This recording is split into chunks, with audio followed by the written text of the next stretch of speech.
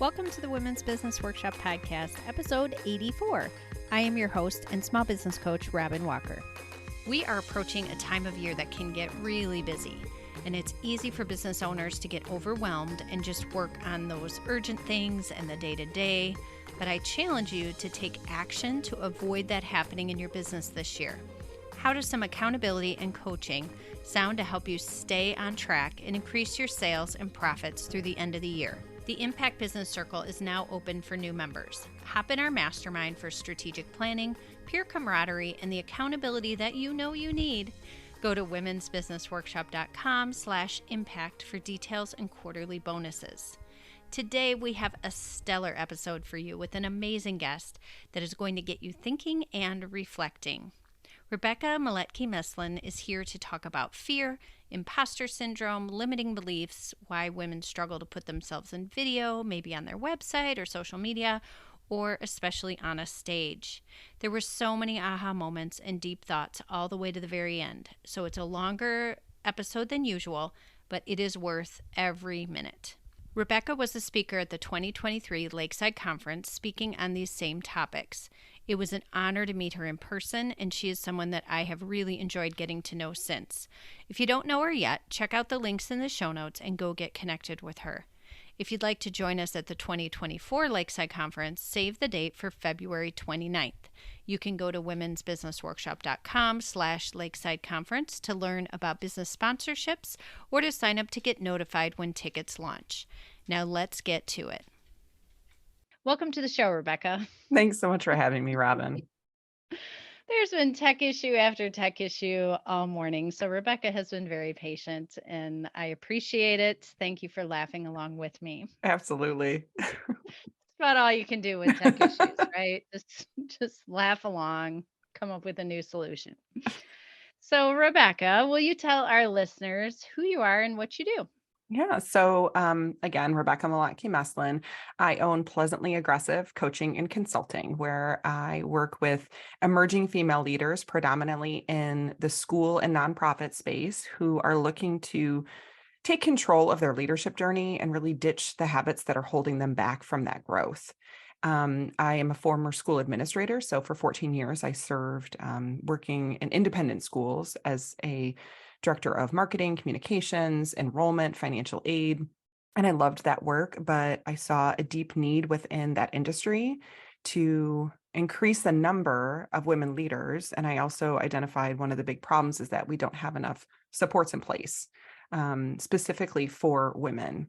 And so I used my women's and gender studies and sociology background and, kind of a lifetime of working in businesses, and coaching and mentoring other women, and pulled all of that together to start this business because it was a deep need within our industry. And I really felt like I could make an impact.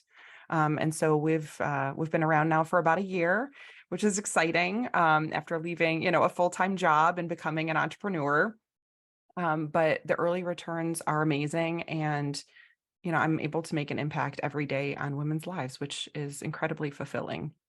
And you definitely made an impact on our audience. Rebecca was a speaker at the last Lakeside Conference. So luckily I got to meet you in person, which is always one of my favorite things. Than to interview someone that I've already met in person is just a much better experience. So Rebecca was speaking about a lot of what we're going to be talking about today at the conference. But afterwards, Rebecca, and I haven't told you this yet, I received so many compliments on your session. So many people said that you really opened up their mind to some different ways of looking at things. Definitely a highlight of the event. So I appreciate you being there. Thank you. It was, aside from the fact that it was a ton of fun and I got a lot out of it as an attendee, that engagement with the audience was palpable, and I felt like I made a lot of strong connections, and I'm so happy to hear that people felt impacted by it. I think we were kind of cruising through the event with some businessy topics and, ideal client and hiring. And I strategically placed you at a certain point in the event when we are about to really push ourselves a little further. And I thought that was the perfect spot for you. But I saw people's eyes light up like, oh, okay, we're going for Here it. we Here we go. go. Buckle up. It was wonderful. Great, great energy. When you're working with women, what are the kind of things they're trying to do as far as up leveling? Are they trying to up level in their career or just speak out more passionately? What are some of the things you see that women are holding themselves back that they really want to do but maybe are not quite ready to do them yet? I think for a lot of women, whether it's entrepreneurs or women who are working for an organization, they might set a goal for themselves of a promotion, right? They want to become a leader, a director, or maybe as an entrepreneur, they want to level up that business, maybe expand, grow, hire some new people. And all of those things, of course, come with fear, right? Because there's fear of failure. I talk a lot about perfectionism, and I will say that's one of the greatest things holding women back. Now, that's not to say that men don't also experience levels of perfectionism as well. But when I talk about women, what I'm often talking about is how we're socialized from a very young age, the messages we receive externally from media, from families, from just culture and society that kind of dictate some of our behaviors, right? What is an appropriate behavior? And perfectionism, especially I would say in high achieving women. So we're talking about women who have aspirations and ambitions, who want to own their own business or do own their own business. There's that feeling that being a high achiever requires us to be perfectionistic, right? That we're striving for perfection. And ironically, it sounds like it's a good thing, right? It sounds like it's something that's going to push us towards reaching our goals. It can also be a huge hindrance. And although it may be that thing that is has gotten you to the point that you're at, it's not going to get you to the next level. It's actually going to hold you back. And so I talk a lot with clients about what is really at the root of perfectionism, right? And it really is a fear of failure. And more importantly, just being focused on failure instead of focused on success. So we're like clearly defining what failure is going to look like. We're perseverating over it. We're thinking about it a lot. Instead of saying, okay, what does success look like and what will that bring me? Right? What kind of joy will that bring? What kind of financial freedom will that bring? What kind of career life balance will that bring if I step into those spaces? But instead, we're often thinking about all the ways it can go wrong, all the ways that we will look like a failure, especially when we're in more public spaces, right? Again, I'm going to say use entrepreneur as an example because you might be a solopreneur where you're the face, you're the only one. So any risk you take is going to fall solely on your shoulders. And that's a big burden to bear. So when we talk about perfectionism, it isn't just about an individual decision or task that you're executing on, it's your entire business. And that can be terrifying if we don't identify those fears and get real with ourselves about the root of what's holding us back. I see perfectionism as a mask almost, or a filter of a shield, that if I put this up and every single thing is perfect, no one will see what's behind the mask, and that imperfection going along with the whole imposter syndrome and what will people think. I hear that as we dig deeper. No one ever says that as the main reason when you Right. say why, well, why haven't you done that yet? It's never what will people think. But the more you dig down, it really comes to what will people think? This isn't my expertise. They don't know me as this thing. And I went through that with being a teacher and then going into the business space. I've officially been in the business way longer than I was ever a teacher, but there was, well, people see me as a teacher. So in my community, they're like, what do you know about business? And unfortunately, then people will say, when I first started the conference, wait, you're doing this? You mean like all by yourself? Like you're not doing this for someone else? You're like, yes, ma'am, Mm. I can handle it. I have the skill set.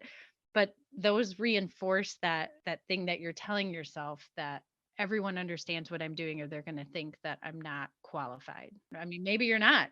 That's okay. But Right. you're never going to be if you don't get on that train and start moving. Yeah, and you identify the limiting beliefs are a big part of this, right? Telling ourselves imposter syndrome, limiting beliefs. And the other one that you touched on, because it's the what will people think, is really that people pleasing side of things. And again, that is definitely way more prevalent for women than it is for men. People pleasing starts at a very young age. It starts with our teachers, it starts with our parents, and then it moves to bosses, right? Where we have this deeply ingrained idea that we have to be liked in order to be successful. And so we do everything we can to please others, to not be a burden on others, right? And to make ourselves smaller so as not to impose upon others. And we do all of these things because we've been told that if you do all of these things, then you will be successful, or at the very least, you won't be a burden to anyone else. And all those subtle messages we receive become ingrained, and then we're trying to unlearn them. So when we think, when we have that in our mind, like, what will people think of me, right? Well, the truth is, I mentioned this at the conference, but and I can't accredit who said it, but in your 20s, you care what everyone thinks of you. In your 40s, you stop caring what everyone thinks of you. And in your 60s, you realize nobody was really thinking about you anyway. So we put this huge burden on ourselves that says that everyone is thinking about us, everyone is looking at us, everyone is judging us, right? And to your point, yeah, to a small extent, there's going to be critics, there's going to be haters, there's going to be people out there who have a lot to say about what we're doing, but they are always the minority. They are always such a small faction of the greater population. And if we allow them to dictate our decision making, our path, our journey, our ability to take risks and put ourselves out there, we're doing actually the other 98% of the world a disservice, right? Because we have just limited ourselves for the people who are forcing us into a box. If you allow those other 98% who may not be as vocal, right? Who may not tell you how awesome you are and the great work that you're doing. But if we let the 2% limit us, that 98% never gets to see the wonder, the beauty, right, of what we're capable of. And I know so many of the folks who listen and your clients, Robin, are folks who are really out there changing the world in big and small ways. So the thought that you would limit yourself and limit your impact because of some critics is crazy. And yet that's very much how we function, because that fear of that criticism and that judgment is so great. I agree. And I think that 2%, a good chunk of them are actually jealous Mm. or envious that you are doing these things. And maybe there was something. So, in that case of someone questioning if I was qualified to run the conference, the first year I was not. Let me just tell you, I wasn't. I had a lot of really great help and a lot of people in my circles that had experiences to add. But it makes you wonder, do they have an event they've always wanted to put on? And are they the person that a couple years later comes back and says, "Tell me how you did that. I've always wanted to do this thing." But they didn't realize them asking about it was really felt like criticism. Mhm. That's a great point. I totally agree. When you were talking about the likability and how we all want to be liked. So I've got a counter for that. I'm reading Rachel Rogers' books, We Should All My Be Bible. Millionaires. Yes, I can find the exact quote to put in the show notes. But what I have written down is a research study showed that agreeable women earn less than those who are disagreeable. So Well, it's that there's your great, permission. right? It's Don't. like that, that great quote of well-behaved women rarely make history, Mm-hmm. right? I consider myself a misbehaving woman most days. And it isn't about me making history, it's about leaving a legacy, right? And that's, I think, what Rachel's getting at too, is yeah, being agreeable. And I will say, we're talking about business, and what's the one thing we talk most about, especially for entrepreneurs who are selling, is the know, like, and trust factor, right? And like is in there. Mm-hmm. And we might want Sure. to define what that like piece is. And I really lean heavily into the trust piece. I wrote a blog post not that long ago that was talking about things that I wish that I knew in my first year as a leader, like first year in a director role. And one of them was, it's more important to be trusted than it is to be liked. And we conflate the two, right? And so likability to me is often wrapped up in, whether or not we're smiling, and whether or not we're agreeable, and whether or not we're quiet when we need to be, and doing those things that make us seem, well, less aggressive, right? A little more pleasant, a little less aggressive. And whereas as trust is really about building that relationship, which is why it's so important in business, right? We're trying to build trust with our clientele, with our customers, with other folks in the industry. And yet sometimes women conflate those two things. So defining those for ourselves is really important. Like, do I want to be liked or do I want to be trusted? And that doesn't take anything away from the need to be kind, right? Being liked. I mean, yes, we all have a natural desire to nobody wants to be hated, right? But I Right. can be kind And somebody can still say, like, I'm not their favorite person, but my goal is to do it with kindness and civility. And really, but my real goal is I really want you to trust me, and I want to have actions that reflect that. Well, and I think some of that can cross over a little bit. So recently someone said, "Oh, you follow that guy. You like him, don't you?" And I said, "Actually, I don't. I don't like him and I've unfollowed him since." And in my mind, what I didn't like about him was that I felt like he was judgmental and shamey and put people in uncomfortable positions for the sake of the transformation, which is Hmm. not how I do business. And that's not how I relate with my customers. So there's trust in there. I wouldn't trust being in his hot seat for sure. But I don't like him because my morals and values don't match his. Yeah. So whether and this person's definitely not a people pleaser, I'll give him that, but that's not the part that I like or dislike. Yes, he smiles. Yes, he does all those things, but I still don't like him. Hmm. Yeah, because it's not values aligned, right? Because that, yeah, I Mhm. totally get that. So you can be a little bit disagreeable, and I will say in a lot of senses when you talk about thought leadership, being disagreeable and saying something different than your industry oftentimes sets you apart as a leader in your industry and puts you in a position of authority because you are shaking things up as long Hmm. as they're legitimate observations and you're not just making crap up so that you Yeah, can say you're a thought absolutely. leader. Yeah. I think that's putting yourself out there in a different way can actually make you stand out. Yeah, I totally agree. So, in that, I have many women who will say, I don't want to stand out. I'm happy where I'm at. I swear I'm okay just sitting here and having my couple customers and it's just fine. I really want to meet this revenue goal, but I'm happy where I'm at. So obviously not really happy, you and Mhm. I looking reflecting. So, what do you say to people who want to grow, but there's that fear part saying, but I'm happy where I'm at. I don't want to be in pictures. It's not about me. I don't want to be the face of my company. And I don't think everyone needs to be the face of their company, but I think oftentimes there's actually some fear behind that. Can you talk a little bit about that or what you've seen? Yeah, I mean, I think fear again is at the root of all of that. I think, when women say, I always find it interesting when women like adamantly defend, "Oh no, I'm happy where I am. I'm totally happy where I am." Like they're like overly compensating for this idea that they're happy where they are, and yet in other moments and other time, you hear them saying these other hopes and dreams that they have for themselves, for their business, and so those two things don't match up. So I think beneath all of that is a fear. Now, the fear is not the same for everyone, and that's why doing that work of understanding what I'm really afraid of. And I will say for a lot of women, it's very much the visual representation of ourselves, right? Being in photos physically, we have a culture in which there is a very specific ideal for a woman, right? Ideal body size, ideal age, ideal height, ideal weight, ideal hair color, eye color, right?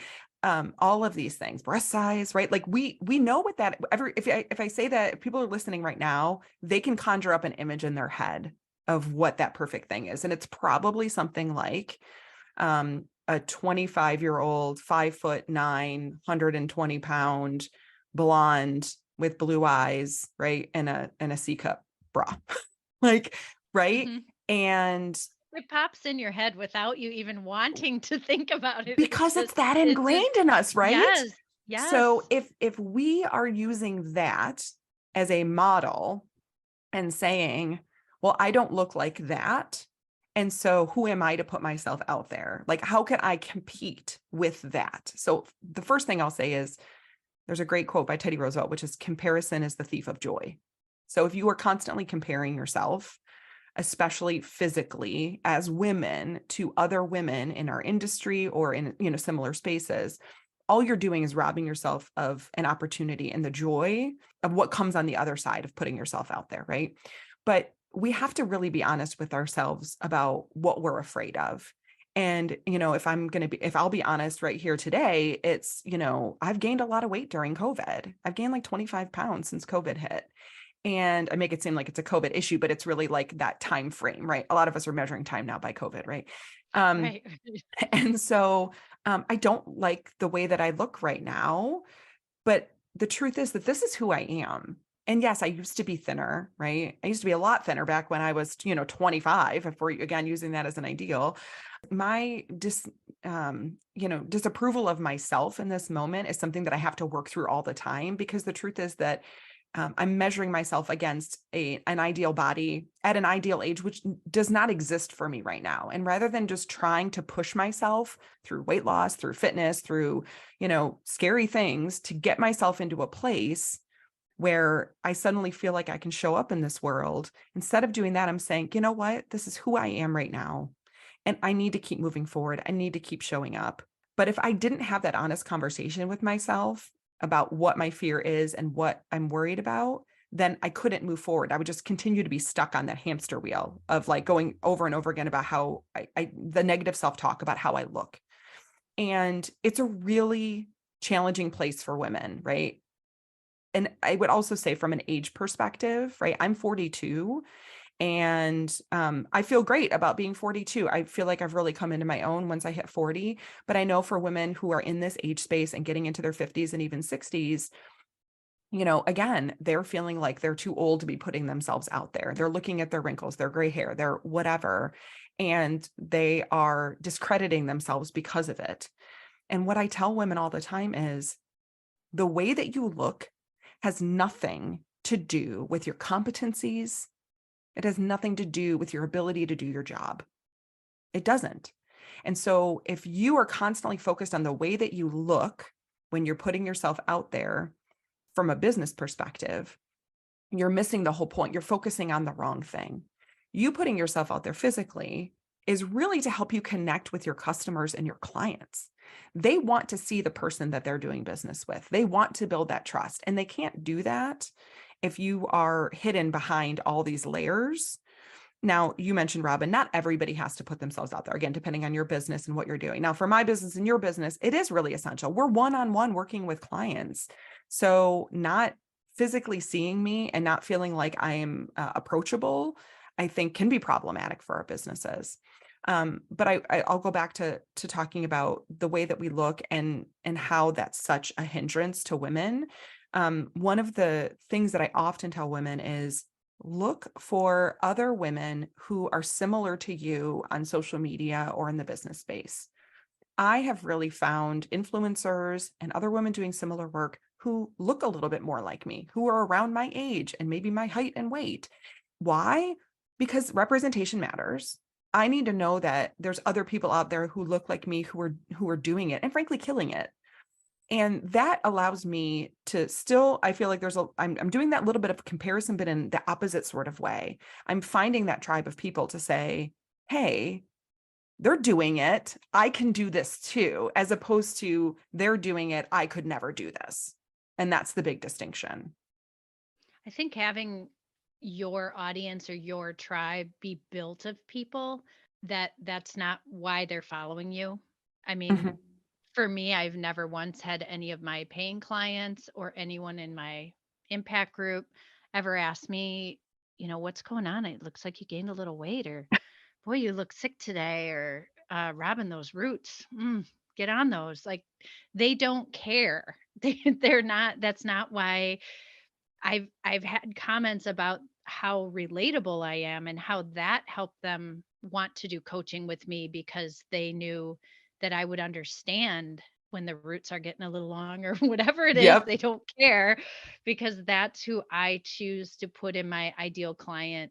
That's who my market is. Now, granted, anyone can sign up for things. I can't control that, but I really try to put out the vibe of that's the culture if you're going to work with me. So hopefully that's who it attracts, are the people that are not caught up with that and not expecting me to look like a 25-year-old. Yeah. So showing that side and just really being who you are, I think attracts the right people. Yeah. The vibe you put out is what you're going for. So back to your original question, how do I show up authentically in pictures and video when I'm not maybe happy with the way that I look or the way that I sound all the time? And that is the other question, right? So getting clear on what am I really afraid of by putting myself out there? And if it's that I'm unhappy with the way that I look or the way that I sound, how can I be my authentic self and be happy with the way that that looks still? Right. And I'm going to say that's not easy, right? Getting professional No, photos taken, that's the right? perfect middle. Yes, getting professional photos taken, wearing clothes that fit you, that you feel good in, right? Like all those little things, um, so that you're showing up in a way that you feel good and you feel confident in yourself, not based on what other people are doing. That's the other thing, right? Like if everyone in your industry is showing up in a very specific sort of way, but that doesn't feel authentic to you and it doesn't make you feel confident, then don't do that. But it can be hard when you're also driving against that tide of a very kind of specific aesthetic, right? And to your point, sometimes, but remember that sometimes doing it a little bit differently makes you a little bit of a disruptor and can set you aside from others. I'm glad you brought up those things as well. I think ideal client for me, I encourage clients to look at the mindset of the group of people you want to work with, not necessarily she shops at Target and she's 35 to 52 and a lot of it isn't things you would be able to see physically. I don't think that matters as much as what is inside. Where are they at in their struggle? What are their values? How do those align with yours? Because we are not for everyone. If you have someone where you disagree on something that really matters to you, it's really hard to get them to that transformation. I even say that with coachability. If you're not coachable and you've already figured it all out, I can't help you. Right. And I think it's okay to bless and release people that don't have the same mindset that will get them to that transformation. Agreed. We kind of touched on it before about fear being the real issue, but when you hear people saying, I just have never had that experience. I have never had a different experience as a female. What do you say to that? Because I'm never really sure it just feels like as women, the experience is different. Um, that's a really difficult conversation because it's most likely rooted in a lot of privilege. Right? If Ah, somebody has sure, not, sure. yeah, so there's other layers of privilege in there. So from an intersectionality standpoint, right, we have all these different identities that we carry with us. And that's our race, our class, our gender, our sexuality, our religion, where we live. I mean, there's so many different factors that make up our identity, whether or not we're a mother or a sister or a wife or, right, all these things. And for folks who say, that they've never experienced any form of oppression or any struggles with perfectionism, people pleasing, right? Any of these things that are traditionally associated with women, I would offer either they're not paying attention or they don't recognize, they haven't done the kind of the deep dive and reflection to identify how it may have impacted decision making at some point, or it may have caused them to go down a specific road, or they have so much privilege in those other spaces that they have been shielded from it. And that could be in their childhood upbringing. And privilege isn't just money. I mean, we often think of privilege as money, but if you were, in a household where you had two incredibly progressive parents who were able to instill in you these very specific values that allowed you to rise above all of, right, the societal pressures that are coming at you. I mean, that would kind of be a miracle. And I would say a case study. Like, how does that Sure. happen? Because it's so pervasive coming at us. But I would say everybody is affected. Everyone is affected by society and culture. And for women in particular, our experiences are different from those of men. And if you don't take the time to really reflect on the ways in which your experience is different, you're actually doing a disservice to other genders as well. So as a woman, if I said, like, I've had the exact same experience as all men, and I've never been oppressed as a woman, I've never experienced any of these things that you're talking about. If I was a man listening to that, I'd be like, how is that possible? Like, I have unique experiences as a man as well, that, and these, right, and their own struggles, right? So that's what I would say, that I would look for the privilege. And then I would also say that there's probably some more deep diving that they need to do. But with that, I would say sometimes folks do not want to do a deep dive because there is something maybe traumatic that happened along the way, or something that's preventing them from really digging deep into where they are right now. And I respect that and understand that, but it does make it difficult to coach someone or mentor someone if there's no willingness to keep looking, even for those little, maybe small pockets where it's had an impact on their lives. I feel like that can come into play with the whole being in pictures. You and I had talked before we started recording about people giving away too many things for free and saying that that's just what they want to do and that's okay and they're fine with working for free. Also the whole being humble, Hmm. that I don't want to talk about myself. It's just about my customers, it's not about me. All of those things, I feel like underneath there's probably more to it and more to why one thing would bother one person and not bother someone else. So I don't mind being in pictures, but there's no way I'm going on a stage. Or I don't mind doing this. I don't mind charging a lot or more, let's say higher than my industry, but you will not see my face. And so I feel like our unique experiences throughout our lives have probably made one thing feel really scary and one thing feel not, based on maybe what someone said once or something we struggled with in childhood. I don't know, not to get all psychological, but I love the idea of really reflecting on why that, why does Yeah. that feel so scary for you? Yeah. And I think it is, to your point, it is kind of hard because you start digging and sometimes you uncover something that you weren't expecting in yourself. And, I want to give people credit when they say, I really don't want to do this, right? There's things in our lives that we are just like, I have zero desire. I'll use skiing as an example. I was asked to go on a skiing trip by my husband, who was my boyfriend at the time. And there's no part of my whole being that had any desire to go skiing, but I really liked him. So I went. And it was as disastrous as I could have expected it was going to be, despite my best efforts, right? I took the classes, all that good stuff. And after that, I was like, yeah, that was that I should have listened to myself a little bit more. And I really had zero desire to do that. I just didn't want to. There was no part of me that wanted to. So when I think about some of these things, I do want to acknowledge that folks might say, like, I Sure. really have no desire to get up on stage and I don't really see a need for my business, right? And I want to honor that and say some people are just being truly honest with themselves in that moment, right?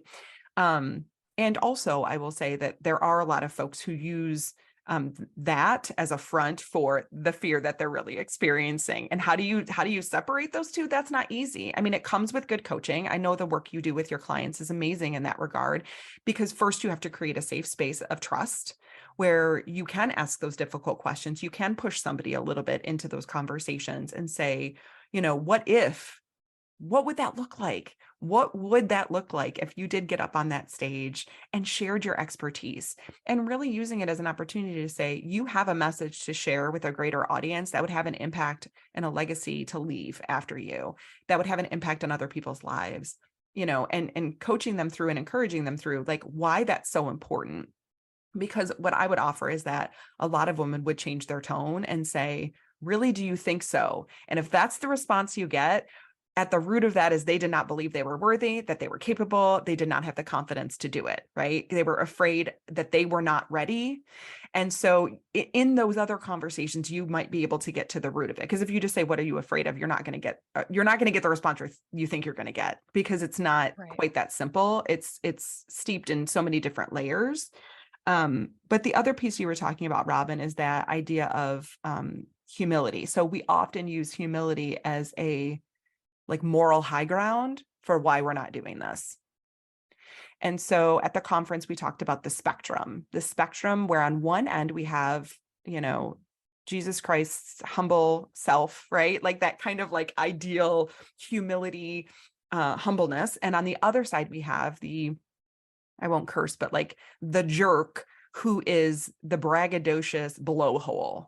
Now I'm using two men as examples, so forgive me, but you know, if we see any form of sharing our accomplishments, of putting our face out there, of getting up on a stage as a version of that braggadocious blowhole, we won't do it.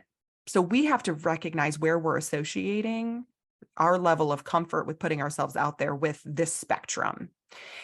Now, on the other side is the humility and the humbleness. And so if we as women say, oh, I can't put myself on my website, I want to be humble. It's not about me. It's about the work. And I would offer yes, and being humble is a wonderful quality to have. But here's the deal. Women have been socialized their whole lives to be humble, to be quiet, to be thoughtful about others, to think about other people's feelings first and, put themselves last. As mothers, that's like the first thing you're taught is that your children come first, your children come first, right? That is an act of humility. And so we're already way far along on that humility spectrum. All I'm asking you to do is let that pendulum swing to the middle. I'm not asking you to go to the braggadocious blowhole side of things. I'm just asking you to move that pendulum to the middle where you step your toe into putting yourself front and center on your website, where you put yourself, in an opportunity to speak publicly, where you talk about your accomplishments with other women and share the wonderful work that we're doing. At the conference, I had a very, I don't know how willing of a participant she was, but we brought one of your clients up on stage to talk about this. And in those few moments, I learned about her vast knowledge, skills, and expertise that she was not sharing with the world. And I looked at her, this beautiful, gorgeous woman, and I could see how she was comparing herself to other people in her industry, other women, even comparing herself to her clients who are young children, right? And saying that, like, I feel so old around them, and saying, like, the work should speak for itself. And what I offer is that the work doesn't often speak for itself. That's not the culture and the business culture we live in. We have to push it out there. We have to promote it. We have to be willing to say the work that we're doing. But here's the thing, that's not bragging. Sharing what you do, taking ownership of your accomplishments and your experience is not bragging. That's not rubbing it in people's faces. That's merely stating what you do. And if you're unwilling to do it for yourself, do it for the other women around you, because you might serve as a model for them, right? Imagine if you sharing that you have this level of expertise. And for this woman in particular, she knows ALS. So she was literally signing up on stage a few times we were up there. And I was so like, that's amazing. And how do you know ALS? And now I have so many questions for you. I want to understand this, right? Putting that out there, if you inspired one woman around you and motivated her to do something different, to reach for something, isn't that worth it? Because to me, it is. That's why I do the work that I do, right? So remembering that spectrum, I think, is really crucial, and plotting ourselves along that line. And it's going to change over time, but knowing where we stand on that line, and always trying to adjust it just so we're slightly outside of our comfort zone. And I think people forget that you can tiptoe out Yeah. of your comfort zone. It's not jumping off a cliff. Yes. I am always looking for speakers for my events, and it's hard to find people. I feel like it's getting harder to find people that are an expert in their industry and willing to speak publicly about it. I'm not looking for, like, my conference does not have the person who is a keynote speaker and that's all they do is inspirational speeches. That's not what we're looking for. I'm looking for a copywriter who's going to come and speak on her expertise to our group. That's what I'm looking for. Those are really hard to find. So whenever I encourage clients or people to do that, oh my God, I could never do that. Oh, I hate public speaking. That just sounds like the worst. You hear everything. I'm not asking you to go do a TED talk or a keynote speech in front of hundreds of people. I'm just asking for you to start thinking about it, start picturing yourself, visualizing yourself on the stage, and then do some little baby steps. Maybe you lead a coffee group that's 4 people, and that's your first step. Or maybe it's just recording your voice or being on a podcast. The first time I saw myself in the news feed that I didn't post, I was mortified. I'm scrolling. I'm like, oh my God, that's me. What am I doing there? Who posted about me? What is the, all the terrible things? You're like, oh, it's for the speaking event I'm doing next month. Okay. But it was a surreal experience. And it took me a minute to say, it's okay. You gave them that picture. It's okay for them to use it. This is the goal. It was a professional picture. Now, I will say, event promoters, please use the picture that people send you. One time I had someone use a picture I did not send them. It was a long picture versus the square. So it was me from my head to my Oh knees. no. So When Facebook mushes it to a square, Was it just your torso? it was just my breasts. I was like, "I recognize that dress. That's the folder I'm holding in my pictures. Yep, that's me." It was not my face. That's what's in the scroll. So those moments, then you contact the person and say, "Can you please use this picture and delete that one as well?" But I think But that's a good I example had to of, laugh, and it is what it is, you know? yeah. And it's not always going to go right? So we'll going back to perfectionism, like these things are there's going to be missteps and mistakes along the way. You're somebody's going to post a picture of you that is not flattering. I do a ton of speaking engagements inevitably, and I talk with my hands Yeah, constantly, and me inevitably I have some weird expression on my face. There's a double chin showing. I have my hand, it looks like a claw in the air. I mean, it's not always flattering. So I am going to criticize that. But here's the deal. What I usually look at is what is in the caption. What is somebody writing about me? What is below it? And 9 times out of 10, it's after an event and somebody is giving me a compliment. Somebody is Mhm. telling me that they really enjoyed. So here I am focused on the way that I look, and that person is not. That person is focused on what they got out of that experience, because we have our, right, we're focused on the wrong thing in those moments. But back to what you said, it is those baby steps. I love those actionable items that you just gave to help people take the baby steps towards these things, that you don't have to take this flying leap off a cliff.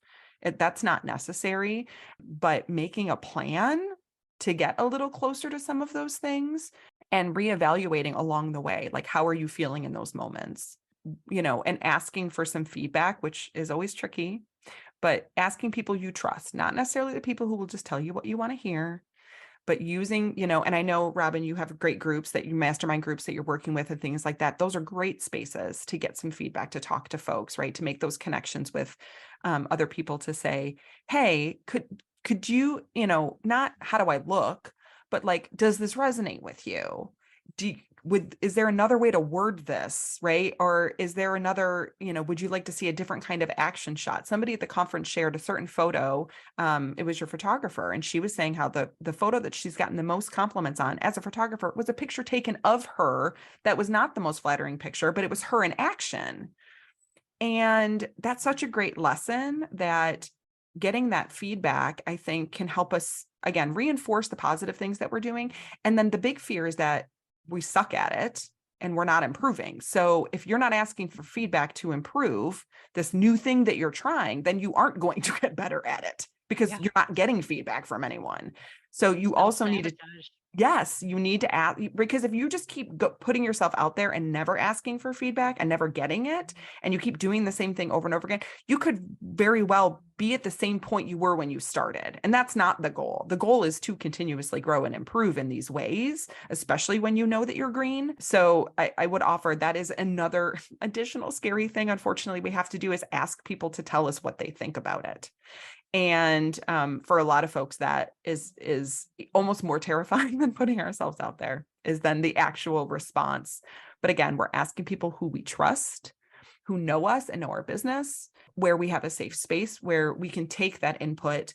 And again, one of my favorite quotes is from Hillary Rodham Clinton, which is, take criticism or feedback seriously, not personally. Take it seriously, take it objectively about your business, right? This is a business tactic that you're using. This is not about you, Robin, the individual entrepreneur. This is about your business.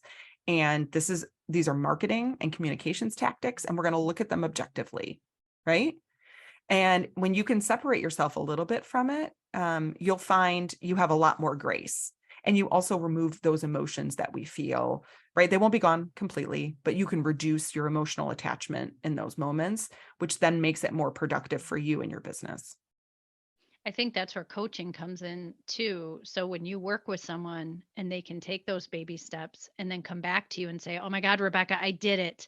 Okay, this is the part that felt really awful. This is the part that felt great." And you can help sort through, well, this part's not really in your natural strengths. So Yep. that's, or how are we going to bring that through?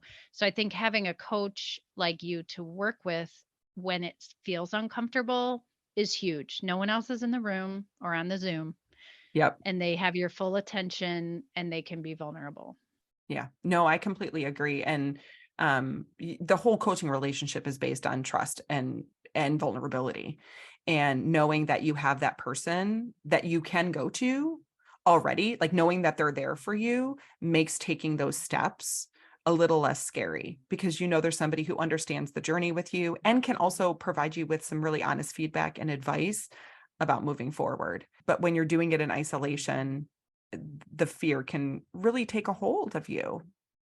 Hmm. I feel like that's one of the biggest things that holds back small business owners, especially women who had a different career and are now doing a business, is doing it alone. I Yeah. think it stunts your growth a lot by not being in with other women or with a coach or with someone pushing you along and giving you feedback. Well, and I'll tell you, when I first got started, I was working through my own fears about that, because I didn't know what I was doing, and getting into a group of other women who had already started their journey, I was feeling like I was being way more vulnerable than I wanted to be, right? Being around other women who maybe knew more than I did about this and feeling stupid. I mean, nobody wants to feel stupid, right? It's the thing that we're often sheltering ourselves from and putting up those walls, right? And so there's that desire, like, to be like, I'm just going to try to figure this out as much as I can on my all by myself, and have like once I have a certain level of competency, then I will like pull other people in and start sharing, and right, not recognizing that you're going to get a lot farther with a coach. You're going to get a lot farther with a group of people, with a mastermind, with a cohort, and all of those people in your group, hopefully, and I know this is how your groups have been where you are. Like, everybody has a shared experience, and we're there to support one another. But again, we can get really into our own heads about what we don't know and focus heavily on that instead of what we have to learn and where we have to go. And you're never going to be ready. Like you're No, never going to hit that bar that now I'm ready to be in this group or now I'm ready to work with a coach. There's no written rule of where that line is. no, agree. So if someone wants to do something they're feeling uncomfortable about or they're wanting to grow their career and they want to work with you, do you have a certain industry you work with? Can you tell us a little about who's a good fit to work with you or things that you work on with people? So I predominantly work with leaders in nonprofit spaces, mostly schools. And I specify in that industry because there's such a deep need there. And I really love that industry. I love being a part of it. And I wanted to have a positive impact on that industry. But having said that, and I know you've had many conversations about niching down. When I prospect in schools and in nonprofit spaces. But I do get referrals from all sorts of different industries. And I love working with people from other industries because it does help inform, right, how I talk with leaders across industries and lessons learned, right? So when it comes to one-on-one coaching, I do have clients in a variety of industries, mostly nonprofits. And I use the term emerging leaders. My favorite clients they don't have to be young. So when I say emerging, it doesn't mean you're young, although some of my clients are in their 20s. But it's really folks who have recently been promoted to a director level position. They're in their first leadership position, and recently can be within the last year or two, right? And they're still getting their footing, perhaps, or they're feeling like, man, I thought I had this, but now I'm realizing I really don't have this. Before that burnout sets in, I really love when they call me and say, I know I can do this, but man, I'm just kind of struggling right now. A lot of times folks haven't ever managed other people. Like, they've never had direct reports. And so those sorts of things are very much able to be taught, right? In a skills-based setting.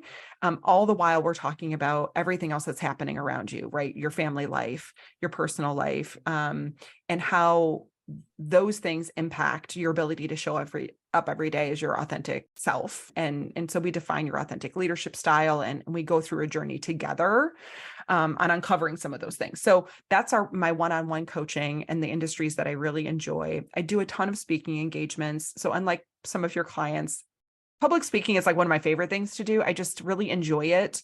I love bringing energy and enthusiasm. And some of that is a function of, like, I've seen a lot of bad speakers over the years who, I shouldn't say bad, but like folks who just didn't really motivate or inspire me. And when I saw that I was bringing a lot of energy when I was speaking, I thought, I think people want this. I know I do. And so, how can I use my expertise and bring some energy into other spaces? So I work with organizations to come in as a guest speaker. I'm doing a lot with employee resource groups. So corporations and organizations that have women's affinity groups who are looking for speakers to come in and talk about these types of topics.